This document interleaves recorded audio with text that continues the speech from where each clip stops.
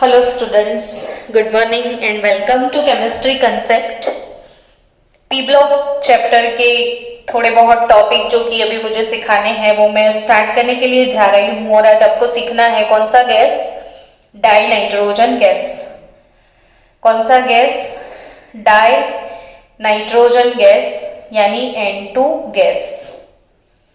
N2 gas, उसकी preparation, properties and uses, इतने topic आज हम कवर करने जा रहे हैं।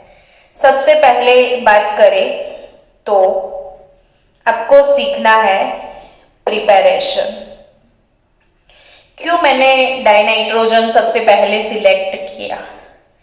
तो students, it is obviously hot topic for NEET, JEE और गुडसेट बोर्ड, फॉर एवरीथिंग। बहुत फेवरेट है नाइट्रोजन, उसमें से बहुत बार क्वेश्चन आ चुके हैं।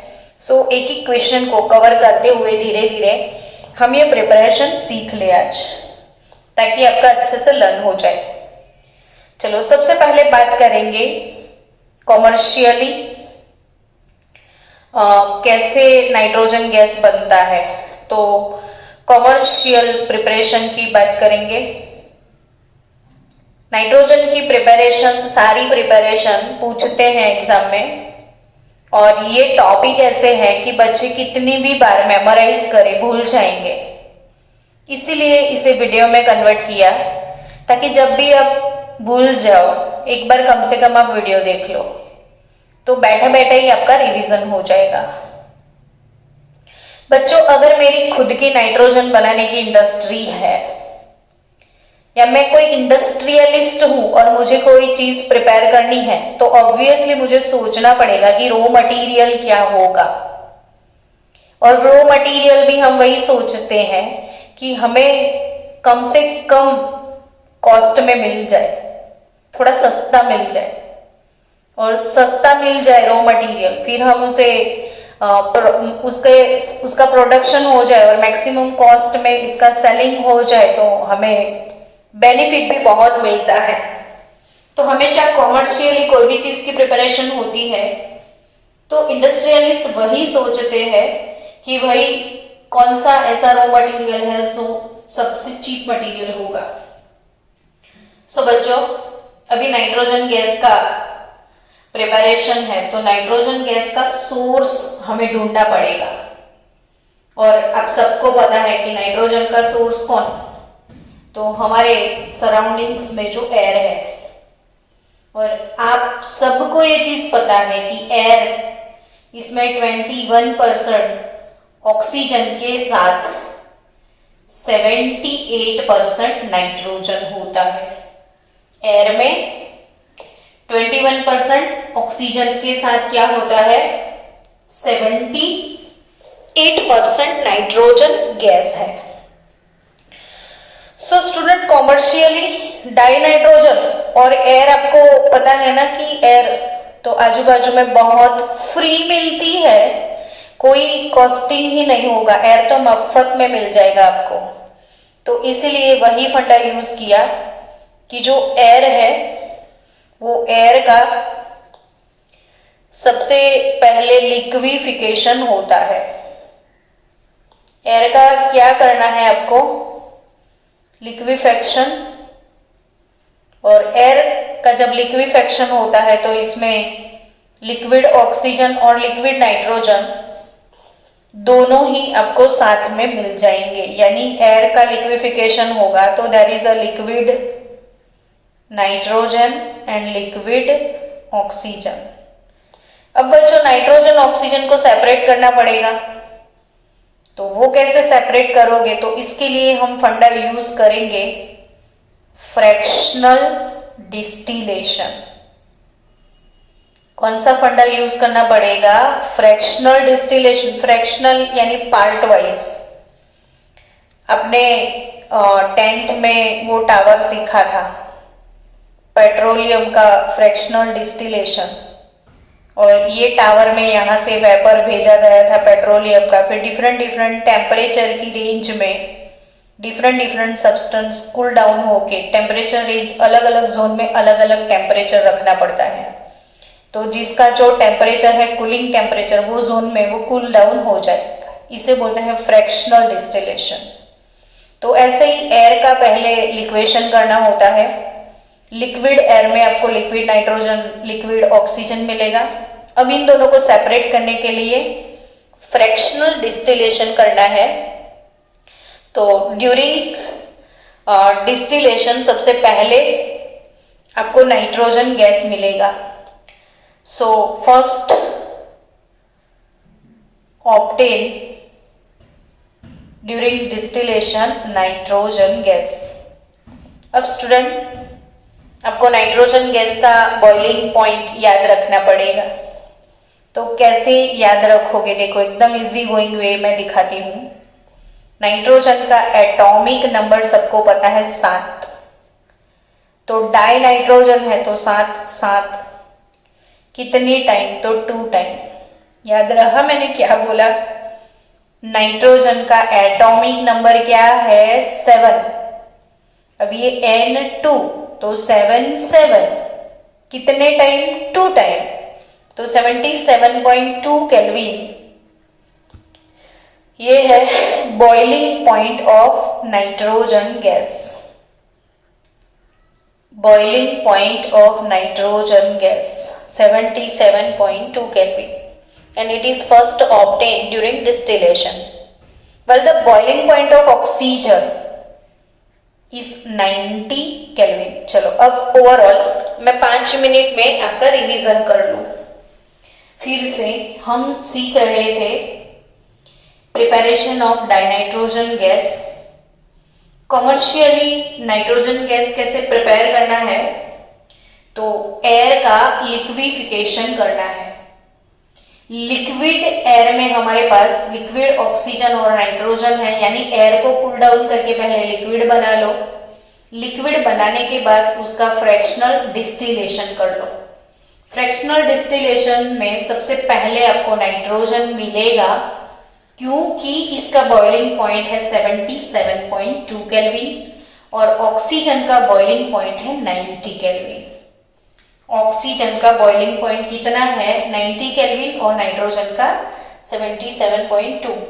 तो सबसे पहले आपको नाइट्रोजन मिल जाएगा, बचेगा ऑक्सीजन। उसको प्योर करके ऑक्सीजन की जरूरत जहां पे है, जैसे पेशेंट को वेंटिलेटर पे होती है तो वहीं पे ऑक्सीजन को भी सप्लाई कर दिया जाता है। यानी फायदा है इसमें, बाय 1 गेट 1 फ्री का स्कीम है।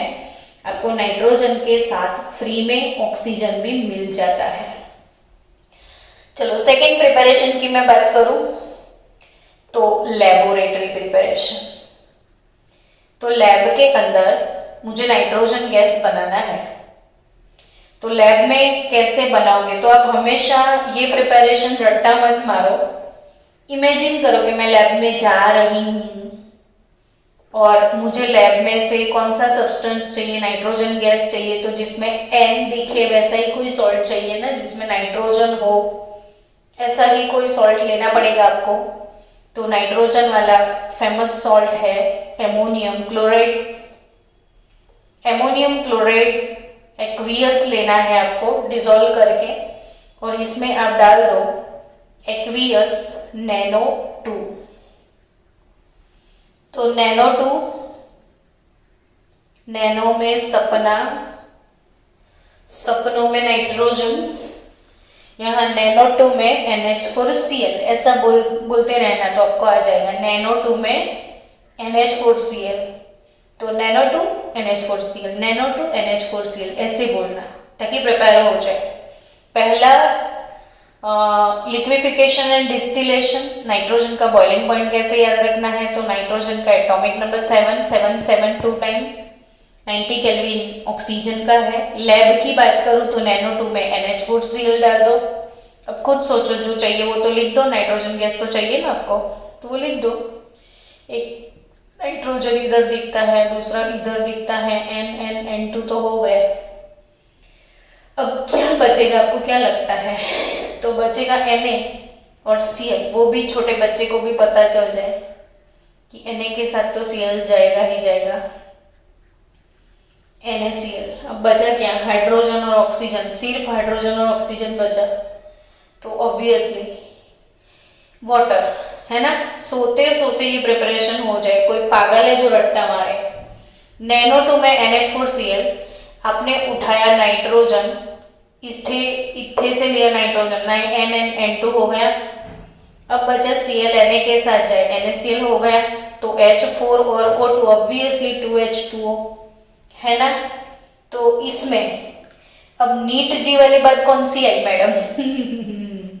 तो आप वही सोचोगे, नीट जी वाला IMP MCQ है इधर, ये प्रिपरेशन तो IMP है, लेकिन इसके साथ IMP MCQ ये है कि during this reaction NO and HNO3, during this reaction NO and HNO3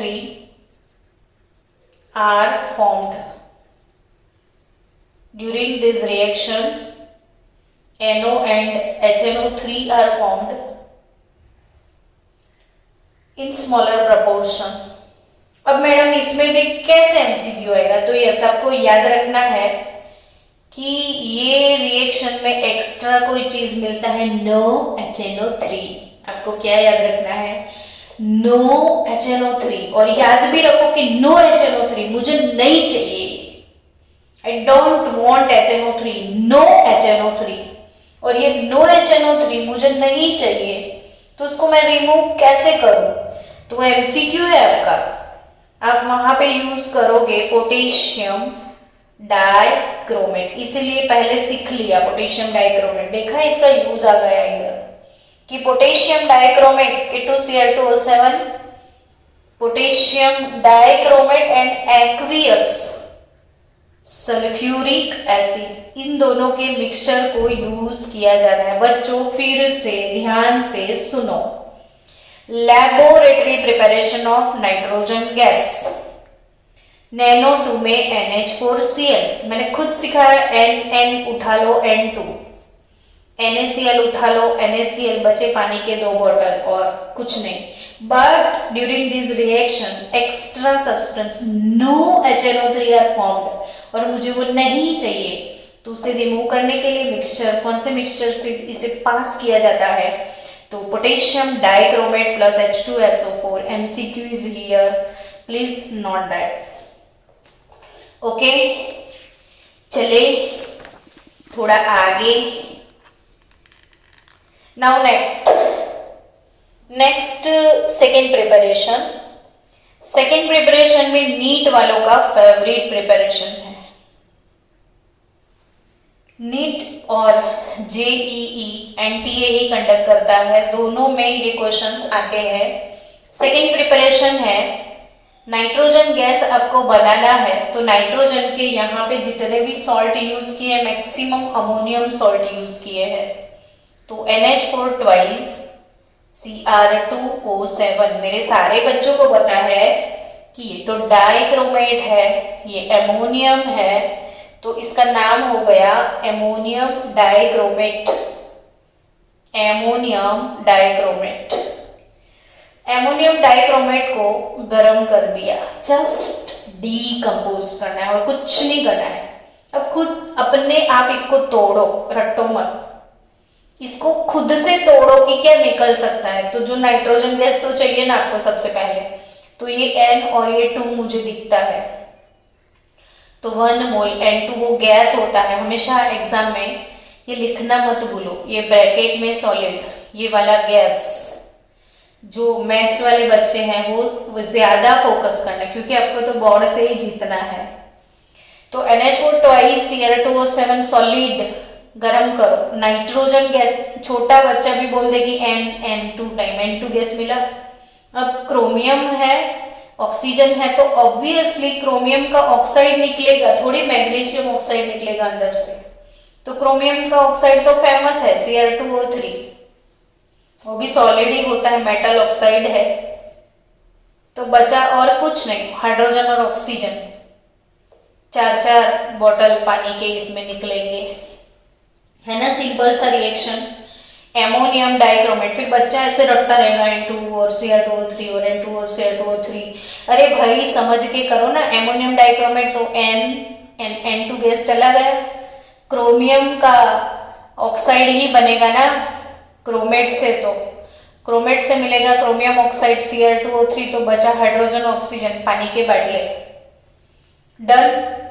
और third preparation, again it is very important because very pure nitrogen, very pure dinitrogen gas चाहिए। ये भी बहुत बार एमसीक्यू में पूछ चुके हैं बच्चों, याद रखना।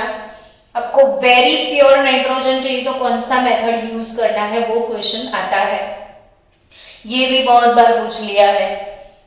इसमें ये बहुत बार पूछ लिया है कि no HNO3 during this reaction मिलता है तो उसे रिमूव कैसे किया जाता है, तो पोटेशियम डाइक्रोमेट और सल्फ्यूरिक एसिड से। इसमें अमोनियम डाइक्रोमेट का डिकम्पोजिशन होता है तो नाइट्रोजन गैस मिलता है। और एकदम प्योर नाइट्रोजन चाहिए तो क्या करोगे, तो बच्चों प्योर नाइट्रोजन के लिए आपको कुछ नहीं करना है, बा के पास जाना है। घर में, आपके घर में जो भी आपकी बा है, वो बा को जाके बोलो, बा मेरे को नाइट्रोजन गैस दे दे, ये हाथ हमको दे दे ठाकुर। तो बा को जाके बोलो, बा प्योर नाइट्रोजन हमको दे देना, तो आपकी बा जो है दे देगी आपको नाइट्रोजन। बा N3 ट्वाइस, बा N3 ट्वाइस सॉलिड है, हाँ सॉलिड। बस तो गर्म कर लो, कुछ नहीं करना है, बा को निकाल दो, बा गैस छोड़ देगी, 3 मोल नाइट्रोजन गैस मिलेगा। फायदा भी है, 3 मोल मिलता है। तो बा N3 ट्वाइस को बोलेंगे क्या आप लोग, बेरियम एजाइड। ये क्या है, बेरियम एजाइड है। क्या है, बेरियम एजाइड। सो गाइस, तीनों प्रिपरेशन हो गई आपकी। नाउ प्रॉपर्टीज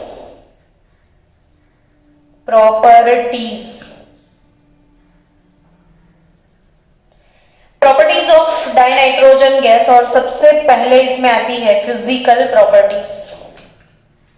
फिजिकल प्रॉपर्टीज की मैं बात करूं तो डाइनाइट्रोजन गैस, अब कोई भी इंसान सोते सोते बता दे कि वो गैस है और कैसा गैस है, तो ना इसमें कलर है, ना तो इसमें टेस्ट है, कलरलेस है, टेस्टलेस है एंड नॉन पॉइजनस है। Tasteless, colourless and non poisonous gas. Non poisonous, colourless, tasteless and non poisonous gas.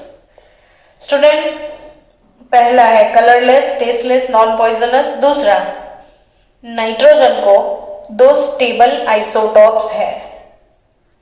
Nitrogen को 2 स्टेबल आइसोटॉप्स हैं। कौन से, तो नाइट्रोजन 14 और नाइट्रोजन 15। कौन से 2 स्टेबल आइसोटॉप है, नाइट्रोजन 14 एंड नाइट्रोजन 15। समझ गए।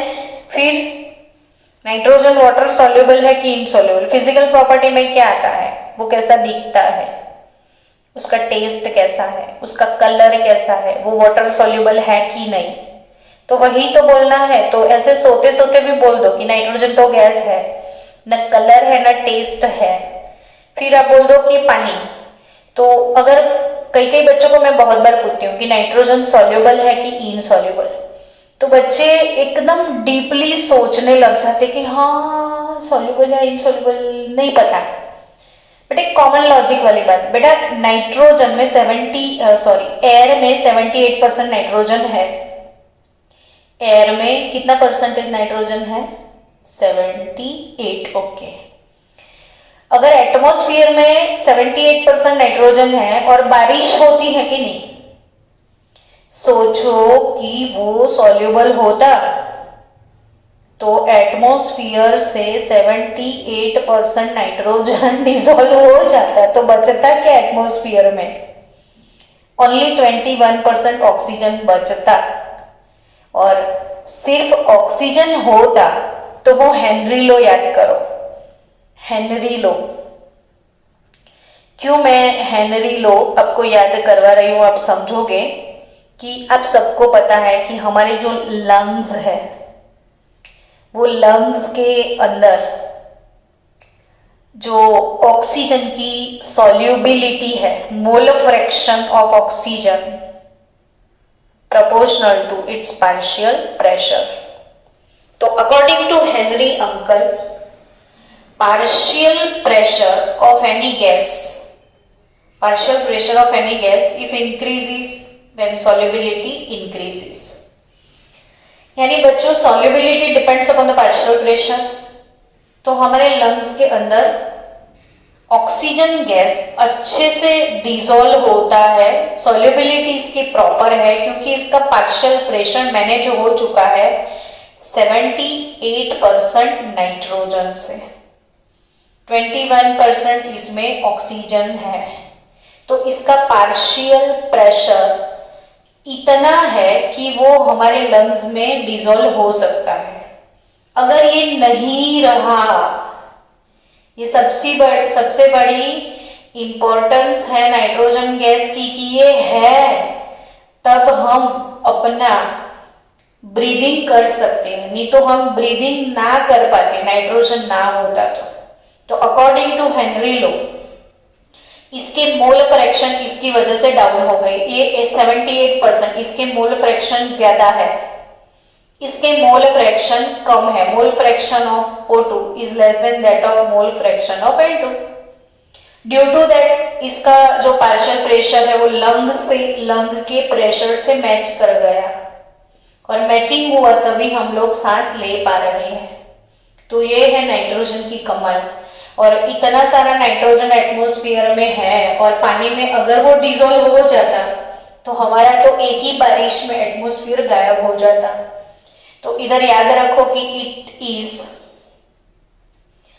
स्पेरिंगली सॉल्युबल इन वाटर, यानी जरा सा माइनर सा डिसॉल्व होता है, बहुत ज्यादा सॉल्युबिलिटी नहीं है।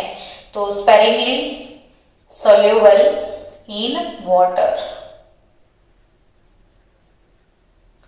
चलो next, it is inert at room temperature. It is inert at room temperature. Room temperature पे ये इनर्ट है। इनर्ट है ये भी रट्टा मारने की जरूरत नहीं। सालों से एटमॉस्फेयर में ऑक्सीजन का नाइट्रोजन के साथ कॉम्बिनेशन बना हुआ है। अगर ये रिएक्टिव होता, अगर ये रिएक्शन करता तो एटमॉस्फेरिक ऑक्सीजन गायब हो जाता और हमें नहीं मिल पाता। तो सारी चीजें इसकी वजह से है, ये हमें मिलता है। तो रूम टेम्परेचर पे ये इनर्ट है, ऑक्सीजन के साथ रिएक्ट नहीं करता। जब लाइटनिंग होता है ना एटमॉस्फेयर में, तो लाइटनिंग की वजह से जब बहुत ज्यादा केल्विन टेम्परेचर होता है, तब सिर्फ ये नाइट्रोजन ऑक्सीजन के साथ रिएक्ट करता है और फिर वो जो ऑक्साइड बनाता है वो तुरंत बारिश होती है और वो ऑक्साइड पानी में डिसॉल्व होके सॉइल में चला जाता है और सॉइल के अंदर जाने के बाद सारे प्लांट के अंदर एस्टेब्लिश होता है। तो ये कुदरत का कमाल है। बाकी रूम टेम्परेचर पे नाइट्रोजन रिएक्ट नहीं करता है। अगर टेम्परेचर इंक्रीज किया तो वो रिएक्टिविटी इंक्रीज कर लेगा। नेक्स्ट टॉपिक, फिजिकल प्रॉपर्टी में तो कुछ है नहीं ज्यादा, हम जा रहे हैं किसकी तरफ? केमिकल प्रॉपर्टीज की तरफ। अब केमिकल प्रॉपर्टीज में क्या है वो सीखते हैं कि at high temperature it combines with certain metals and form ionic nitride. यानी सबसे पहले किसके साथ नाइट्रोजन के रिएक्शन की डिस्कस करी है, तो टेम्परेचर अभी अभी बोला ना कि रूम टेम्परेचर पे ये इनर्ट है, तो ऑब्वियसली ये रिएक्शन कौन से टेम्परेचर पे करेगा? हाई टेम्परेचर पे। तो एट हाई टेम्परेचर मेटल हो या नॉन मेटल, मेटल है या नॉन मेटल, दोनों के साथ अगर नाइट्रोजन का रिएक्शन होता है तो भी छोटा बच्चा आंसर दे सकता है कि कोई भी मेटल, नॉन मेटल ऑक्सीजन के साथ क्या बनाती है, तो ऑब्वियसली आंसर निकल जाता है ऑक्साइड। क्लोरीन के साथ क्लोराइड, सल्फर के साथ सल्फाइड, तो नाइट्रोजन के साथ क्या? नाइट्राइड, है ना। तो मेटल और नॉन मेटल के नाइट्राइड्स बनेंगे। तो nitrogen and metal gives nitride. अब लिथियम मेटल मैंने लिया, मैग्नीशियम मेटल मैंने लिया, बोरोन नॉन मेटल मैंने लिया, तो रिएक्शन कैसे होगा वो देखते हैं। अब ये रिएक्शन का रट्टा जरूरत ही नहीं है, ऐसे ही बना सकते हो, लिथियम और नाइट्रोजन, मैग्नीशियम और नाइट्रोजन, बोरोन और नाइट्रोजन। कैसे लिखना है देखो, तो लिथियम के साथ बनेगा लिथियम नाइट्राइड, तो लिथियम का वैलेंसी फैक्टर +1 होता है। नाइट्राइड यानी N-3, अब तो सीख जाना बच्चों नाइट्राइड, याद रखो। जी नीट वाले बच्चों जागो, ग्राहक जागो। नाइट्राइड यानी N-3 15 ग्रुप का मेंबर है, तो 3 इलेक्ट्रॉन गेन करेगा। तो नाइट्राइड का ऑक्सीडेशन स्टेट है -3 और ये +1, तो ये 1 ये 3, Li3n, Li3n। मैग्नीशियम का नाइट्राइड Mg+2 N-3, इसका 2 इसका 3, तो Mg3n2, Mg3n2। बोरोन का +3 होता है, नाइट्रोजन का -3, तो ऑब्वियसली सीधा Bn बनेगा। अब सिर्फ इसको बैलेंस ही तो करना है। अगर ये 2 नाइट्रोजन है तो मुझे इधर 2 लिखना पड़ेगा, तो 3 × 2 6, यानी 6Li + N2 gives 2 Li3n। Mg3 है तो 3 लिखना पड़ेगा, तो Mg3n2 हो गया सेटअप। नाइट्रोजन N2Bn लिखा तो ऑब्वियसली मुझे 2 बोरोन लेना पड़ेगा, इधर 2 लिखना पड़ेगा, तो 2 बोरोन + N2। अब इंप्रेशन जमाना है बोर्ड के एग्जाम में, तो सबको ये तो नींद में भी पता है कि नाइट्रोजन गैस है, तो क्यों ना इसको लिख दिया जाए। और ये तो सारे सॉलिड है, लिथियम मेटल है सॉलिड, मैग्नीशियम मेटल है सॉलिड, बोरोन नॉन मेटल है सॉलिड, ठीक है। तो ये नाइट्राइड कैसे है इनके, तो ये भी सॉलिड ही होंगे। तो ये हो गया सबसे पहला केमिकल प्रॉपर्टी कि बोरोन मेटल हो या नॉन मेटल उसके साथ बनाता है नाइट्राइड। तो नाइट्राइड का फॉर्मूला खुद डेवलप करना सीखो। नाइट्राइड यानी N-3, नाइट्राइड यानी N-3। तो N-3 के साथ रिएक्शन रट्टा मत मारो, जितना रट्टा मारोगे उतना आप मर जाओगे। चलो अब कोई बचा ऐसा नॉन मेटल, तो हाँ नाइट्रोजन गैस, नाइट्रोजन गैस आपके फेवरेट, नाइट्रोजन के भी favourite non metal hydrogen gas, oxygen gas, दोनों के साथ हाई टेम्परेचर पे वो रिएक्ट कर सकता है। रूम टेम्परेचर पे नहीं करेगा, नहीं तो एटमॉस्फेयर में वो रिएक्ट कर लेगा। तो रूम टेम्परेचर पे तो वो इनर्ट है। नाइट्रोजन और हाइड्रोजन का कॉम्बिनेशन जग फेमस बनेगा क्या? अमोनिया, हैबर का बच्चा। तो अमोनिया गैस बनने वाला है। टेम्परेचर 773 केल्विन, ये टेम्परेचर भी पूछ लिया था एक बार हैबर प्रोसेस में, कितना टेम्परेचर मैनेज करते हैं। तो आराम से याद रखना, नाइट्रोजन 772, ये 773। हैबर का टेम्परेचर 200 बार प्रेशर। बच्चे सोचते हैं कि ऐसा थोड़ी याद रखना है, लेकिन इधर रखना है। और इसका कैटालिस्ट भी याद रखियो, सब याद रखियो इसका, हैबर का कुछ भी मत भूलना, ये एमसीक्यू बनेंगे आपके। तो ये बोल दिया, फिर बोलना मत कि मैडम आपने बताया नहीं था। नाइट्रोजन ऑक्सीजन, ये भी सोते सोते बोल दो आप, nitrogen oxygen 2NO, nitric oxide बनेगा।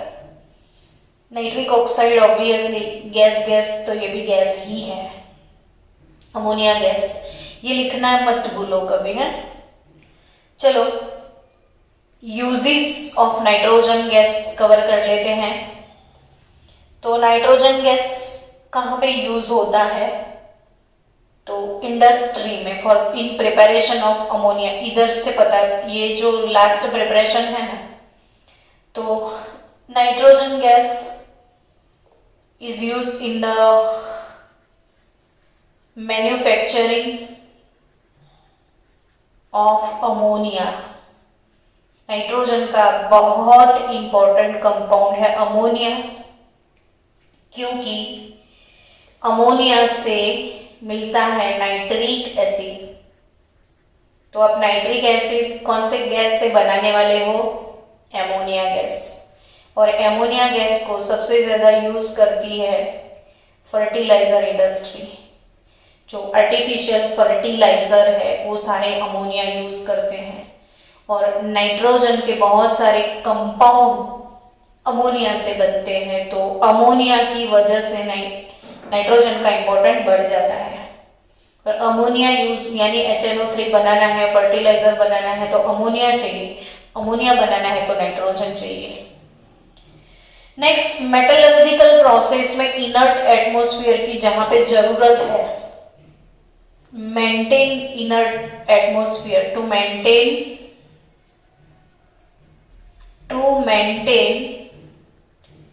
inert atmosphere, to maintain inert atmosphere in metallurgical process nitrogen is used। Electric bulb में भी जो गैस भरा हुआ होता है वो भी नाइट्रोजन गैस होता है, इलेक्ट्रिक बल्ब में यूज होता है, एंड नाइट्रिक एसिड की प्रिपरेशन में भी। Next, reactivity of oxygen in the air. अभी मैंने बीच में ये टॉपिक डाल ही दिया था कि वो इनर्ट है, तब मैंने बोला था कि reactivity of oxygen in the air, reactivity of oxygen in the air is decreased because of presence of nitrogen gas। Atmosphere में नाइट्रोजन गैस की जो प्रेजेंस है उसकी वजह से ऑक्सीजन की रिएक्टिविटी डिक्रीज हो जाती है। so it become useful in respiration. तो ये चीज मैंने पहले ही बोल दिया था कि नाइट्रोजन का जो प्रिपरेशन अमाउंट है वो 78% है, ताकि इसके मोल फ्रैक्शन बढ़ गए और नाइट्रोजन के ऑक्सीजन के मोल फ्रैक्शन डिक्रीज हो गए नाइट्रोजन की प्रपोर्शन की वजह से। तो so it becomes useful in respiration. और आपको चैप्टर 3 में जब मैंने हेनरी लो पढ़ाया था ना, तब ये चीज सिखाई थी कि जो वेंटिलेटर पे जो पेशेंट होते हैं हॉस्पिटल में, उनको ऑक्सीजन सप्लाई किया जाता है तब आईसीयू के अंदर जो ऑक्सीजन सप्लाई होता है वो जो ऑक्सीजन का सिलेंडर है इसमें सीधा सीधा 100% ऑक्सीजन हम नहीं डाल सकते हैं। और तभी मैंने ये प्रपोर्शन सिखाया था, शायद 11 पॉइंट समथिंग % इसमें नाइट्रोजन था, 32 पॉइंट ऑक्सीजन था और नियॉन गैस भी डाल दिया था। तो यहाँ पे प्योर ऑक्सीजन आप ब्रीदिंग में नहीं यूज कर सकते हो क्योंकि उसके मोल फ्रैक्शन और पार्शियल प्रेशर बढ़ जाते हैं, तो उसकी रिएक्टिविटी को डिक्रीज किया नाइट्रोजन ने, so that it is useful in respiration. दूसरा, आपको एक चीज पता होगा शायद कि लिक्विड नाइट्रोजन जो है, liquid nitrogen is used, liquid nitrogen is used as coolant। Coolant यानी इतना लो टेम्परेचर ही क्रिएट कर देता है कि बहुत ज्यादा कूल करने की इंजेक्शन वगैरह जो होते हैं ना, तो इंजेक्शन को प्रिजर्व करने के लिए एक्सेस कूल टेम्परेचर चाहिए, तो वो लिक्विड नाइट्रोजन में स्टोर होते हैं और it is used as a coolant in preservation of biological substance. जो बायोलॉजिकल सब्सटेंस है, biological substance and food material, उसको प्रिजर्व करने के लिए एज अ प्रिजर्वेटिव नहीं, as a coolant nitrogen gas use होता है। तो ये हो गए सारे नाइट्रोजन की बात, प्रिपरेशन हो गई, केमिकल प्रॉपर्टीज हो गया और इसके बाद हो गए यूजेस। तो स्टूडेंट नेक्स्ट लेक्चर में मैं कवर करूंगी distinction from other element of group, anomalous behaviour of nitrogen. Next lecture में मैं कवर करके देती हूँ आपको।